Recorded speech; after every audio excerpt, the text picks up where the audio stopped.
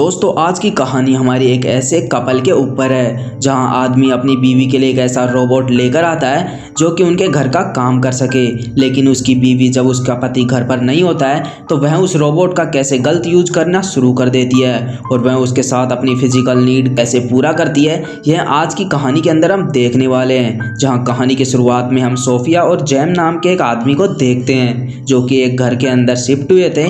दोनों की financially condition इतनी अच्छी नहीं होती है, इसीलिए उसकी बीवी सोफी को खुद का काम खुद ही करना पड़ता है। असल में जेम्स के फादर शहर के सबसे रईस आदमी होते हैं, लेकिन जेम्स की उनके साथ नहीं बनती है, इसीलिए वह सोफी के साथ एक रेंट वाले मकान में रहा करता है। जेम्स की लाइफ उसके साथ काफ़ी अच्छी चल रही थी। फिर एक दिन उन्हें पता लगता है जेम्स के पिता की मौत हो गई है और उनके फादर की मौत के बाद सारा बिजनेस जेम्स को संभालना पड़ता है और जेम्स और सोफी अपने पुराने घर को छोड़कर नए आलीशान बंगले में शिफ्ट हो जाते हैं। लेकिन सोफी को वहाँ पर बिल्कुल भी खुशी नहीं मिलती है जैसे कि उसे उस छोटे से घर में मिला करती है। दरअसल सोफी को सिंपल लाइफ जीना पसंद होता है और वह अपना काम खुद ही करना अच्छा लगता है। लेकिन जब वह बड़े घर में जाती है तो वह अपने घर में काम करने वाले सभी नौकरों को बाहर निकाल देती है और इस बात का पता जब जैम को चलता है तो वह उसे समझाता है कि उन्हें उन नौकरों को नहीं निकालना चाहिए। लेकिन तब सोफी उसे कहती है कि उन्हें किसी और की जरूरत नहीं है और वे अपना काम खुद कर सकते हैं। जिसके बाद हम देखते हैं कि जैम अपने फादर के बिजनेस में इतना बिजी हो जाता है कि वह सोफी को टाइम देना बंद कर देता है। जहाँ पर सोफी अब घर के कामों को अकेला संभालना शुरू करती है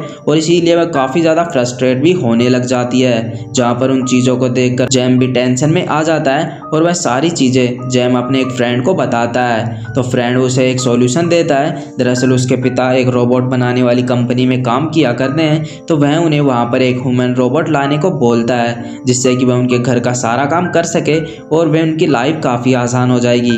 अब यह बात सुनकर जैम को काफी अच्छी लगती है, इसीलिए वह अपनी बीवी को लेकर उस कंपनी में पहुंच जाता है। लेकिन उसकी बीवी उसे साइड में ले जाकर उसे बताती है कि यह रोबोट इंसानों जैसे दिखाई दे रही है, लेकिन कंपनी का मालिक उन्हें भरोसा दिलाता है रोबोट उनके लिए काफी सेफ है और वह उन्हें टेस्ट के लिए एक हेनरी नाम के एक रोबोट को जैम का शूज चाटने को बोलता है और वह ठीक वैसा ही करने लगता है। कंपनी का ओनर रोबोट के बारे में उन्हें बताता है कि इन्हें बिल्कुल ऐसे डिजाइन किया गया है कि जैसा आप इन्हें करने को कहोगे ये ठीक वैसा ही करने लगेंगे। अब जैम को कंपनी के ओनर की बातों पर यकीन होता है और वह हेनरी नाम के रोबोट को अपने घर ले आता है और अकेले घर के वह सारे काम करना शुरू कर देता है जिन कामों के लिए काफी लोगों की जरूरत होती है और सोफी और जैम के सारे काम काफी ज्यादा आसान हो जाते हैं और उन दोनों की लाइफ काफी ज्यादा इजी होने लग जाती है। और जहाँ पर वे जब हेनरी से सवाल जवाब किया करते हैं तो वह उन्हें काफी अच्छे से जवाब भी दिया करता है और वह उनकी हर बात को अच्छे से सुना करता है, इसीलिए जैम हेनरी को पसंद करने लग जाता है। जहाँ वह अपनी सारी बातें उसके साथ शेयर करता है, लेकिन सोफी शुरुआती में हेनरी को पसंद नहीं करती है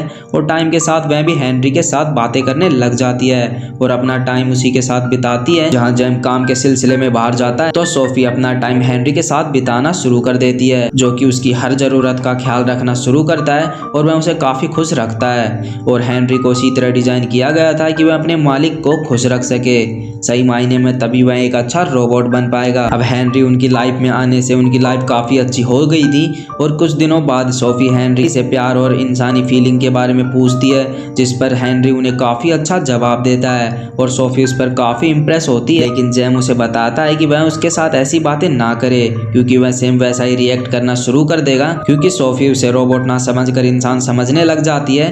जेम्स हेनरी को समझाता है जिसके बाद हम देखते हैं कि जेम्स अपने बिजनेस में इतना व्यस्त हो जाता है। एक दिन जब सोफी हेनरी के करीब देखकर वह हेनरी से जलने लगता है और उसे पता होता है कि हेनरी एक रोबोट है, जिसके बाद भी वह उसे नापसंद करता है क्योंकि वह उससे जेलस होने लगा था। और वह सोफी को भी समझाता है कि वह हेनरी के साथ एक इंसानों जैसा व्यवहार ना करे क्योंकि वे उसके साथ जैसा ट्रीट करेंगे वह भी उनके साथ वैसा ही बिहेव करना शुरू कर देगा क्योंकि उसके अंदर भी धीरे धीरे ह्यूमन फीलिंग डेवलप होने लग जाएंगी। लेकिन सोफी को जेम्स की बातें बिल्कुल भी अच्छी नहीं लगती है क्योंकि सोफी को हेनरी इंसानों की तरह ही लगने लगता है। पूरे काम वह काफी अच्छे से कर रहा होता है, इसीलिए सोफी उसे पसंद करने लग जाती है। जब रात को दरवाजा खोलकर जब वह देखती है फिर बाहर उसे किसी की आवाज सुनाई देती है और जब वह दरवाजा खोलकर देखती है तो हेनरी उन्हें बाहर मिलता है, गार्डन के अंदर होता है और वह एक सपना देख रहा होता है। सोफी यह देखकर काफी अजीब लगता है क्योंकि वह रोबोट होते हुए सपना कैसे देख सकता है जो कि इम्पॉसिबल था।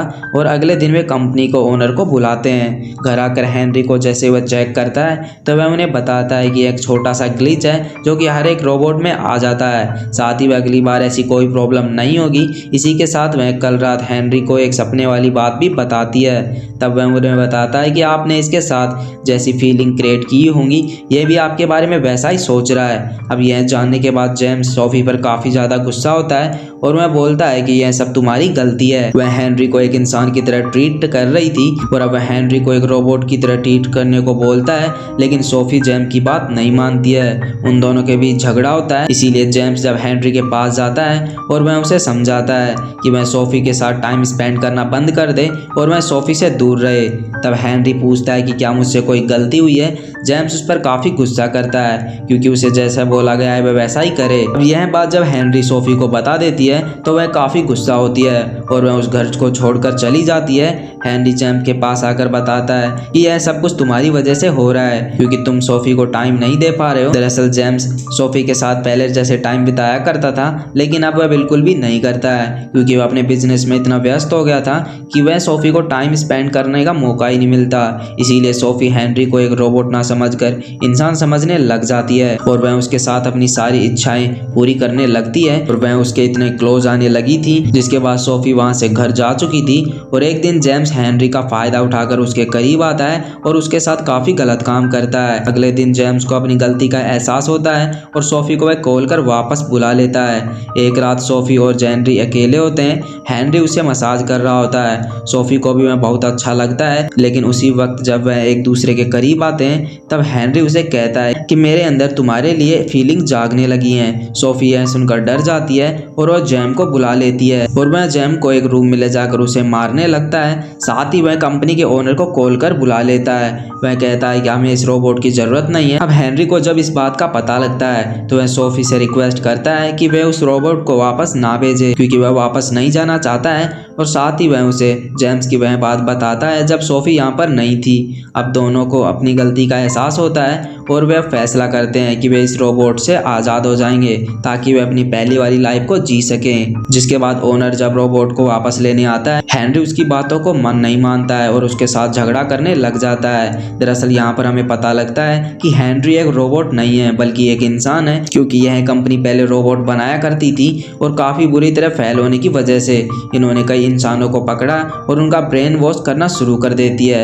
यह बात जब जेम्स और सोफी को पता लगती है, वे दोनों पुलिस में जाकर इस कंपनी के बारे में बता देते हैं। पुलिस वाले कंपनी के सभी आदमियों को आज़ाद करवाते हैं और उस कंपनी के ओनर को पकड़ने जाते हैं, लेकिन कंपनी का ओनर उन सभी को मारने लगता है। तभी जेम्स और सोफी भी वहां पर आ जाते हैं, लेकिन जैसे ही वह उन्हें मारने वाला था, हेनरी आकर उन्हें बचा लेता है और वह ओनर को मार डालता है। साथ ही वह खुद पर भी हमला कर लेता है और इसी के साथ वह भी मारा जाता है। जिसके कुछ टाइम बाद हम देखते हैं कि जेम्स और सोफी का एक बच्चा हो चुका है और वे उसका नाम हेनरी रखते हैं क्योंकि वे हेनरी को हमेशा अपने साथ रखना चाहते हैं। एंड इसी के साथ यह कहानी यहीं पर ख़त्म होती है। दोस्तों, आपको कहानी का एक्सप्लेनेशन कैसा लगा कमेंट करके ज़रूर बताएं।